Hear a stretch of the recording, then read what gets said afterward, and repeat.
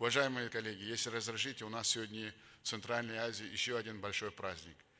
День президента Таджикистана. Я хочу от имени всех моих коллег поздравить имама Али Шариповича с этим праздником. Вы знаете, это исторический, судьбоносный момент, когда была война, имам Али Шарипович своим трудом, своим мужеством, я бы сказал, выдержал все это. И сегодня прогресс, процветание идет в Таджикистане. И мы, как близкие соседи, видим и радуемся.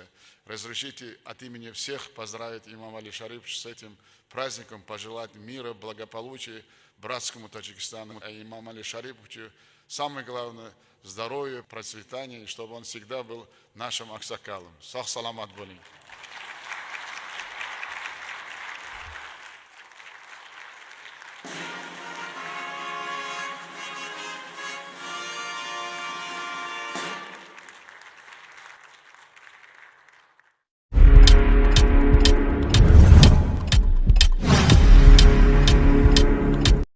И это я вам, как русский человек, говорю сейчас, то, что таджики – это реально офигенная, классная нация, и в целом народ, который в любую минуту придет на помощь. Спасибо всем за внимание. Надеюсь, что мы с пониманием отнесемся ко всей этой ситуации и будем поступать и мыслить действительно мудро.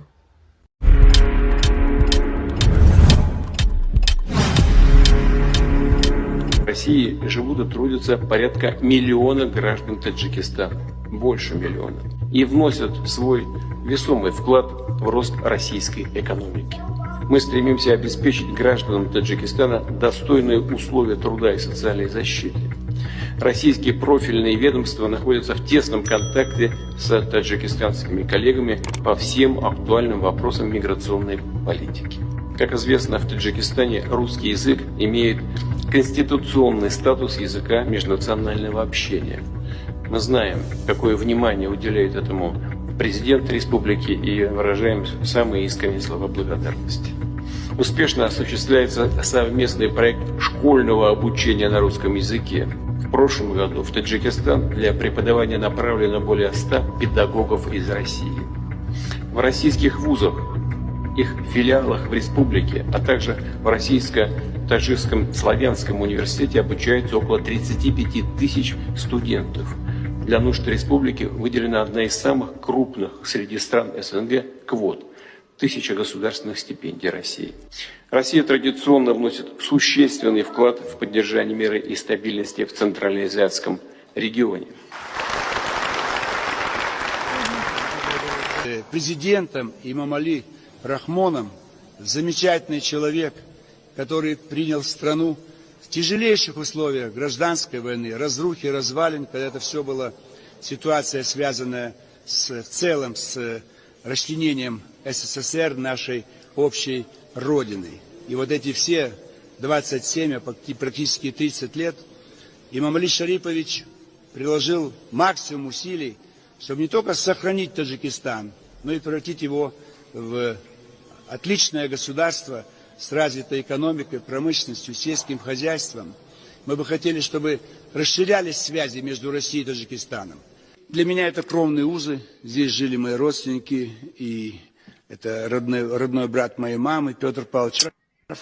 Здесь похоронена его жена, а он погиб под Москвой. Это те самые панфиловские дивизии, которые... Дивизия была сформирована, генерал Панфилов в Алмате, мой родной город, и там родился. Вот он в 29 лет был мобилизован здесь, по-моему, Кулябский райвоенкомат. И вот они поехали, в августе, по-моему, они их призвали. Это с кровью связано. Я помню даже адрес еще, Дюшанбе. Поэтому вот как-то мы связаны. Для нас это большая общая родина, и царская Россия, советская. Сегодня вот это у нас союз, Содружество независимых государств. Мы знаем об успехах вашего государства и очень высоко вас ценят в нашей стране. И это я вам, как русский человек, говорю сейчас, то, что таджики – это реально офигенная, классная нация, и в целом народ, который в любую минуту придет на помощь. Спасибо всем за внимание. Надеюсь, что мы с пониманием отнесемся ко всей этой ситуации и будем поступать и мыслить действительно мудро.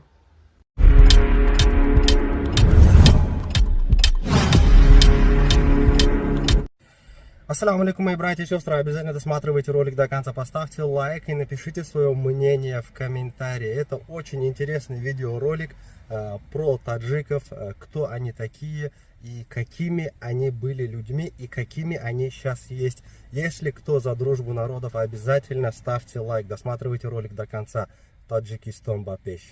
Вы знали, что в битве под Москвой решающую роль сыграли сыновья Таджикистана? 20-я таджикская краснознаменная ордена Ленина горно-кавалерийская дивизия стала настоящей грозой для вермахта.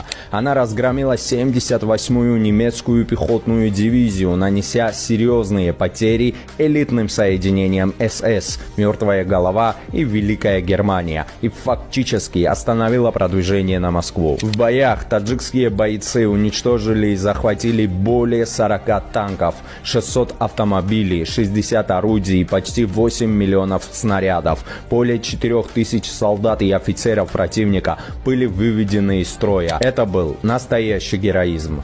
Враг пытался прорвать оборону снова и снова, но каждый раз сталкивался с самоотверженной защитой таджиков. Даже в самых сложных условиях, в мороз, в снег, они держали позиции, перехватывали противника, выводили из строя его технику и захватывали ключевые пункты. Эта дивизия показала, что героизм не знает расстояний. Далеко от родины, на холодных подступах к Москве, сыновья таджикского народа внесли решающий вклад в оборону столицы и перелом. Дай Бог, что вы, россияне, мы в Таджикистане, да, мы были такими братьями, остались такими братьями. И не забываем, почему наши деды, мой дед погиб в Харьковской области, в Даргачевском районе, в 43 году, 14 августа. Я горжусь, что мой дед ради нашей победы, он жизнь отдал. Наша дружба была, останется навсегда. Мы такие, как некоторые считают. Там политиканы, это политика, как Русского сказал, это грязное дело, не надо вмешиваться в политику. Поэтому приезжайте в Таджикистан, здесь уважают русских. Еще как. Они жили в горах, где воздух редкий, но дух крепкий. Их язык звучал на улицах Бухары и Самарканда задолго до прихода арабов и тюрков. Их культура вдохновляла восточных поэтов и философов. Они дали миру Рудаки, Ибн Сина, Фирдоуси. Они называли себя разными именами: сагдийцами, харизмийцами, скифами, бактрийцами, но дух у них один. Тот, который сохранился до сих пор. Ты не сразу поймешь, о ком речь, но когда поймешь, удивишься. Да, это таджики, один из древнейших народов Центральной Азии. Народ, который сохранил арийскую культуру на Востоке. Народ, который пронес свою идентичность через века. Их язык потомок древнего персидского. Их память как камень, в который врезалась история. И все это несмотря на то, что им пришлось выжить под гнетом арабского халифата, тюркского каганата, Чингисхана, Тимуридов, узбекских ханов, Российской империи, Советского Союза и множество других империй, что приходили на их земли. Но они смогли выжить